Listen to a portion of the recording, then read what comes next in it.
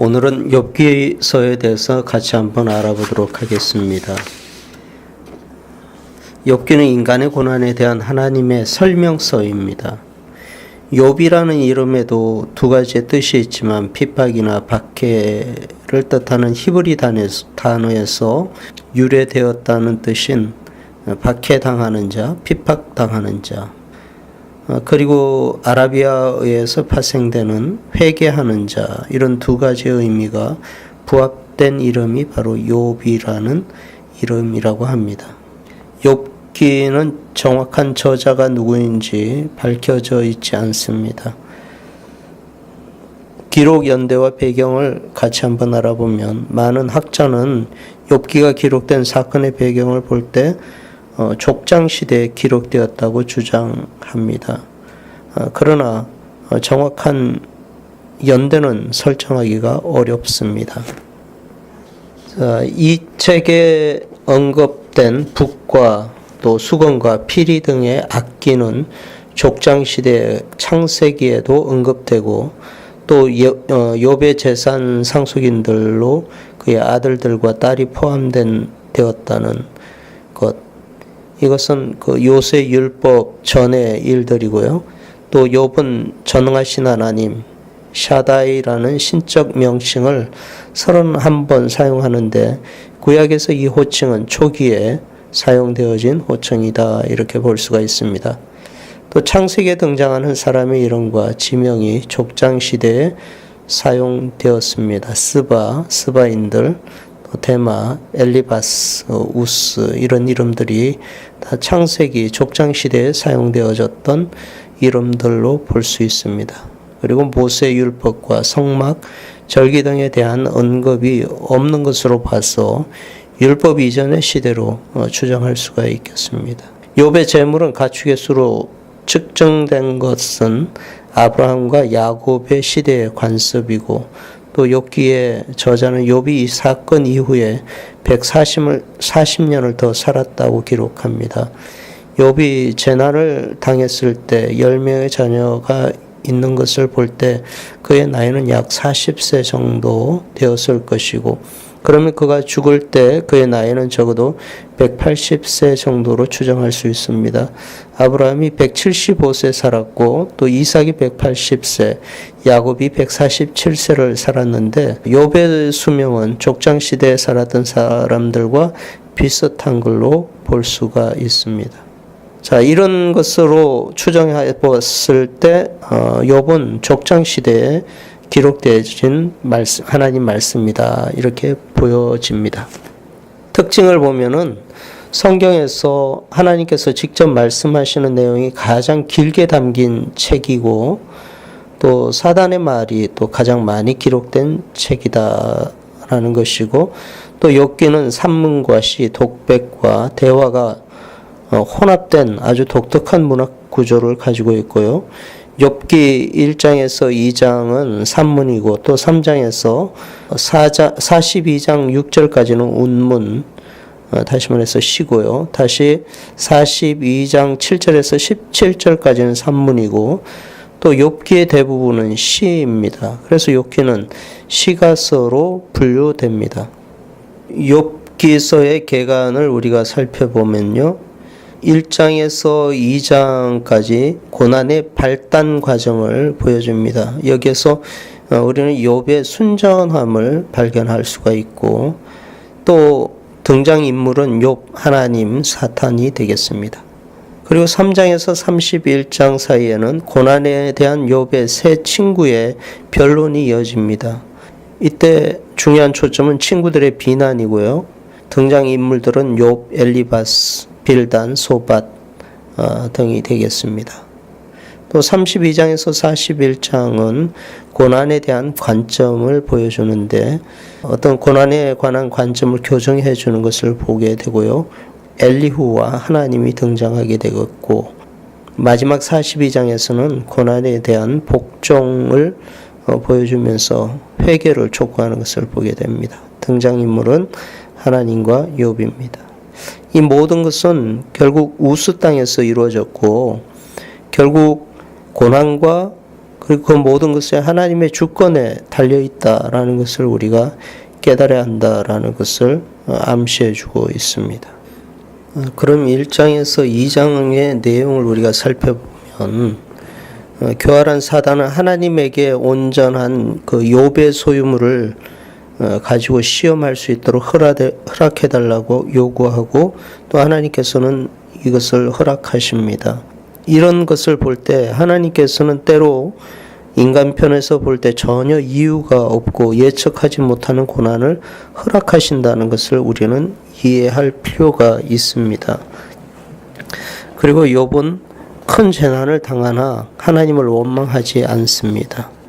그리고 사단은 다시 욥을 시험하고 그의 몸에 손을 대나 욥은 그 일로 범죄하지 않습니다.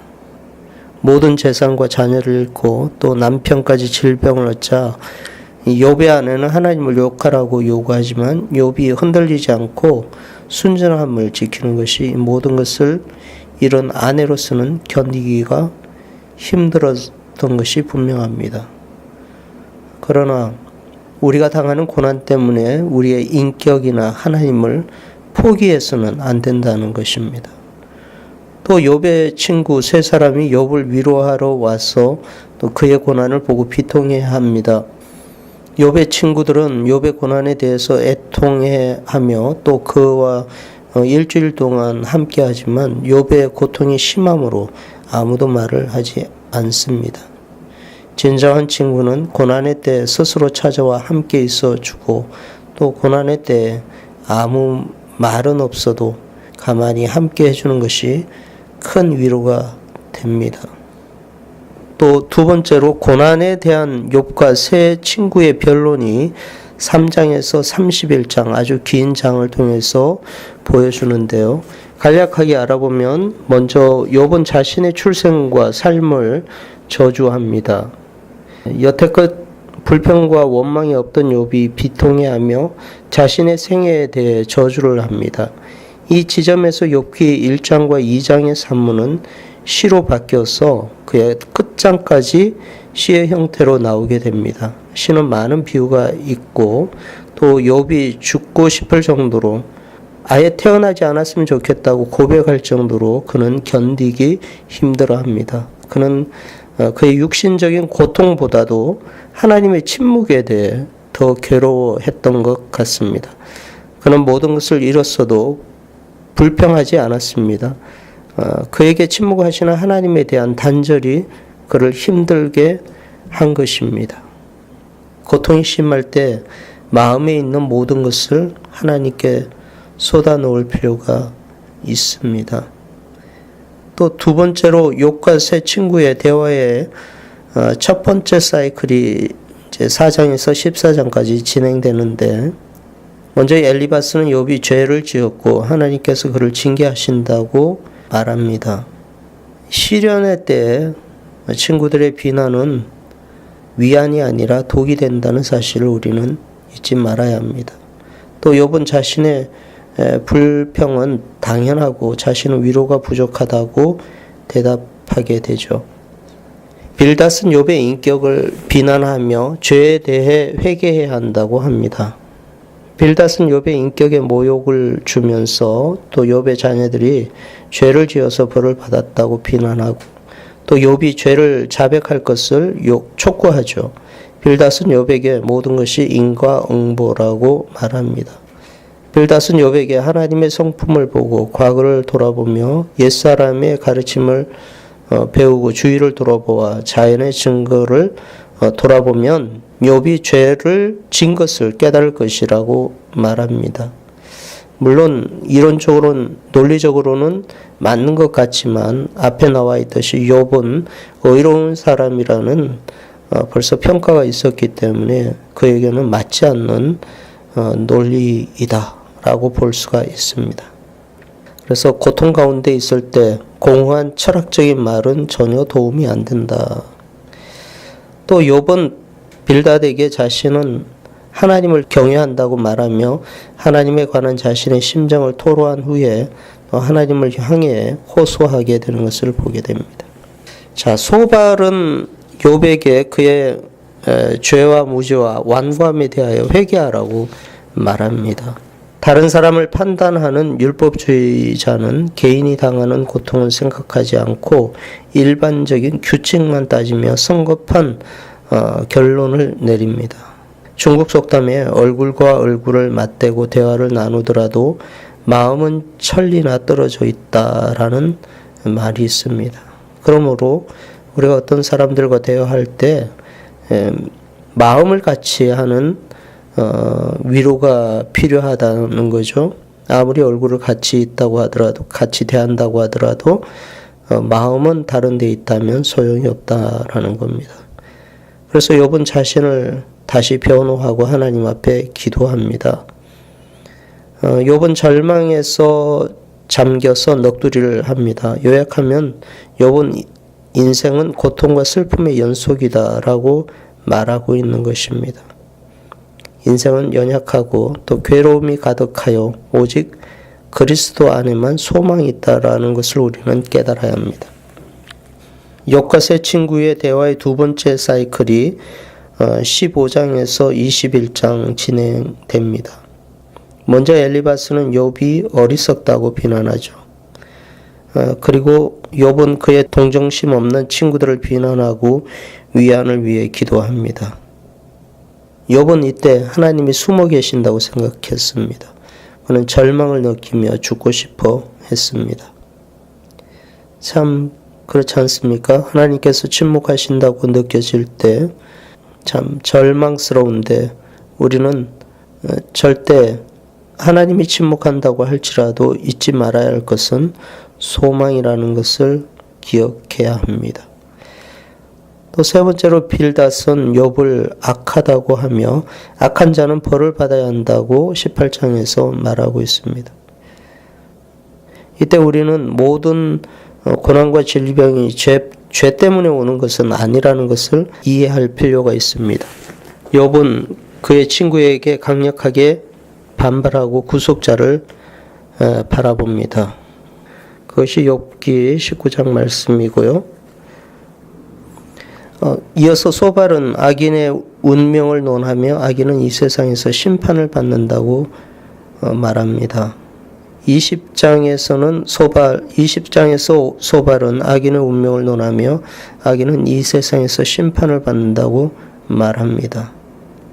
소발은 욥의 말을 듣고 책망을 받는 듯한 모열감을 받았다고 이야기합니다. 욥은 그렇게 반응한 적이 없고 단지 소발의 말에 동의하지 않았을 뿐이고요. 그러나 소발은 반격하여 악한 사람은 오래 살지 못한다. 악한 자의 즐거움은 일시적이고 악한 자의 심판을 피할 수 없다. 소발은 욥을 모욕하고 정당하지 못한 방법으로 부를 축적했다고 비난합니다. 그래서 그리스도인의 거짓 비방은 그리스도의 공동체를 훼손시키며 마귀를 춤추게 한다라는 사실을 기억해야 하고요. 또 욥은 악인은 하나님을 알지 못하는 이 세상에서 심판을 받지 않는다고 대답합니다. 우리는 비방을 당할 때 진실이 아닌 일로 인해 실망하거나 좌절하지 말고 주님을 바라보며 마음을 굳게 하여 흔들리지 말아야 합니다. 네 번째로 욥과 세 친구의 대화의 세 번째 사이클이 진행됩니다. 22장에서 27장까지고요. 22장에 엘리바스는 욥이 고난을 받는 것은 그의 죄 때문이라고 아주 노골적으로 욥을 비난하고 욥이 마치 엄청난 죄를 지었기 때문에 고통을 받는다고 비난합니다. 또 23장에서 24장까지는 욥은 자신은 죄가 없으나 하나님의 냉담하심에 좌절한다고 말하고 있습니다. 욥은 시련이 얼마 동안 지속될지 모르지만 하나님께서는 작정하신 것을 이루시는 분이라는 것을 알고 있었습니다. 우리는 시련 기간 동안에 그 시험이 얼마나 더 지속될지 또 어떤 강도로 어떤 깊이와 넓이로 진행될지 아무도 알지 못합니다. 욥은 인간 세상에서 행하여지는 불의한 일 때문에 절망스럽다고 말합니다. 그리고 빌닷은 사람이 어찌 어이롭다고 할 수 있느냐고 25장에 반박합니다. 빌닷의 마지막 비난입니다. 그는 모든 재앙과 고통은 모두 욥의 죄 때문이라고 결론을 맺습니다. 그는 욥을 벌레와 구더기라는 아주 모욕적인 말을 하며 그의 비난을 끝맺습니다. 그래서 우리는 아무리 화가 나도 결별을 초래하는 심한 말은 우리가 서로 자제할 필요가 있다라는 것입니다. 또 욥은 하나님의 위대하신 주권과 또 공의와 지혜에 대해서 말합니다. 26장에서 28장까지고요. 욥은 빌닷에게 그의 충고가 전혀 도움이 되지 않았다고 일침을 놓으면서 하나님께서 모든 것을 주관하신다고 말하며 또 욥은 하나님의 위대하심을 고백합니다. 그래서 욥은 하나님의 지혜는 측량할 수 없다고 말하고 있고요.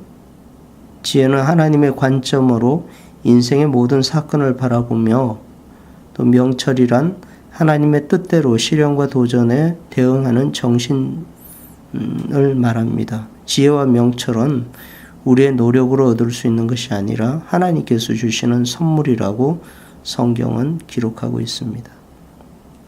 29장에서 31장까지는 욥의 과거 그리고 현재 그리고 그의 무죄에 대해 이야기합니다. 욥은 과거의 영화를 회고하면서 지역에 아주 영향력 있었던 사람인 것을 스스로 말합니다. 그리고 욥은 자신의 존경받는 모습은 사라지고 다른 사람들의 조롱거리가 됐다는 것을 30장에 기록하고 있고요. 욥은 자신의 순전함을 다시 한번 31장에 변론하고 있습니다. 고난에 대한 관점을 알아보겠습니다. 욥기 32장 1절에서 41장까지 말씀인데 먼저 32장에서 37장 사이에 젊은 엘리후가 개입하여서 아주 긴 설교를 합니다. 욥의 세 친구가 침묵하고 하나님도 침묵하는 상황 가운데 연소함으로 인해 말없이 지켜보던 엘리후는 화를 내며 친구들과 욥을 공격합니다. 그는 욥의 의로움에 대하여 그리고 세 친구의 제대로 대답도 못하면서 욥을 정죄하는 것에 대해 더 이상 참을 수 없어서 입을 엽니다. 32장에서 33장 사이에 엘리후가 화가 나서 친구들과 욥을 반박하게 되는데요. 엘리후는 욥의 세 친구를 반박하나 그들은 대답을 하지 못합니다. 또 엘리후는 하나님께서는 침묵하지 않으시고 초자연적인 방법으로 또 고난을 통해서 말씀하신다고 말합니다. 다 맞는 말 같지만 독선적이고 교만한 태도는 상대방의 마음을 열지 못하고 오히려 닫게 된다는 사실을 엘리후는 알지 못했습니다. 또 34장에서 엘리후는 하나님의 공의를 선포합니다. 하나님께서는 자신의 선하심과 또 공평하심 가운데 모든 것을 통치한다는 사실을 기억해야 합니다. 엘리후가 욥의 의로움을 정죄하며 하나님의 공의로움을 묘사합니다. 하나님의 공의는 우리의 말이나 행위나 방법에 의해서 영향을 받지 않는다는 것을 기억할 필요가 있습니다. 또 엘리후가 하나님의 선하심과 권능을 선포합니다. 36장과 37장에 엘리후는 욥에게 하나님이 위대하심에 주목하라고 강조하며 하나님의 속성에 대한 설교를 하게 됩니다. 그분은 초월자이시고 또 그분의 지혜와 긍휼은 무궁하시고 그분은 전능하시다는 것을 강조하며 욥의 시선을 하나님께 맞추게 합니다. 자, 이제 38장에서 41장 사이에서 하나님께서 처음으로 욥에게 말씀하십니다. 그 중에 이런 문장을 한번 읽어보겠습니다. 무지한 말로 생각을 어둡게 하는 자가 누구냐? 네가 역사에 대하여 아느냐? 또 네가 내가 땅에 기초를 놓을 때 네가 어디 있었느냐? 네가 깨달아 알았거든 말할지니라. 바다가 그 모태에서 터져 나올 때 문으로 그것을 가둔 자가 누구냐? 누가 홍수를 위하여 물길을 터 주었으며 우리와 번개의 길을 내어 주었느냐? 누가 사람 없는 땅에 사람 없는 광야에 비를 내리며 황무하고 황폐한 토지를 흡족하게 하여 연한 풀이 돋아나게 하였느냐? 자, 이런 말씀을 볼 때 우리는 하나님의 창조주 하나님의 그 위엄 앞에 모든 그저 항복할 뿐이라는 것이죠.